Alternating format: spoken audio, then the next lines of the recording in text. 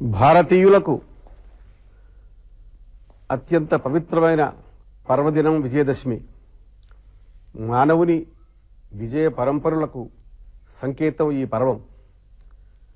అధర్మాలపైన ధర్మానికి, అజ్ఞానం మీద విజ్ఞానానికి, పరపీడనలపై ప్రజాశక్తికి, ప్రజాకోటికి విజయాన్ని ప్రసాదించేటువంటి మహాశక్తి ఆ దేవిని స్మరిస్తూ జరుపుకునేటువంటి పర్వదినం ఇది. అనేక రూపాలలో మనం ఆరాధిస్తున్నటువంటి ఆదిశక్తి యొక్క స్వరూపమే ఈ నవరాత్రి ఉత్సవాలలో, ఈ శరత్కాలంలో మనం చేస్తున్నటువంటి పండగ.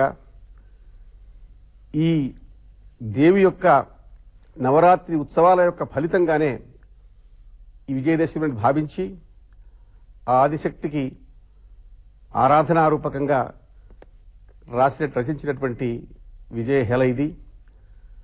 మరి ఈనాడు దేశంలో, ఈనాడే కాదు అన్ని కాలాల్లో కూడా మంచికి చెడుకు సంఘర్షణ జరుగుతూనే ఉన్నది.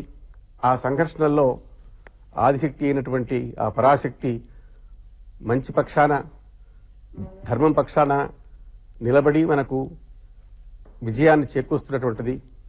అందుచేత ఈనాడు మనం జరుపుకుంటున్నటువంటి ఈ దసరా ఉత్సవం యువతకు, ప్రజాకోటికి కొత్త స్ఫూర్తిని, కొత్త చైతన్యాన్ని ప్రసాదించాలి.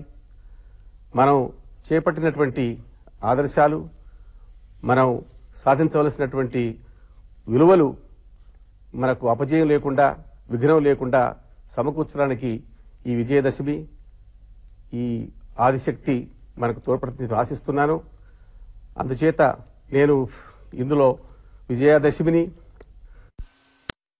ప్రజల యొక్క హృదయ స్పందనలను పాత్రలుగా తీసుకొని ఆ పాత్రలను కళాకారులు చిత్రిస్తున్నారు. ఇది ఒక అపురూపమైనటువంటి కళాఖండం.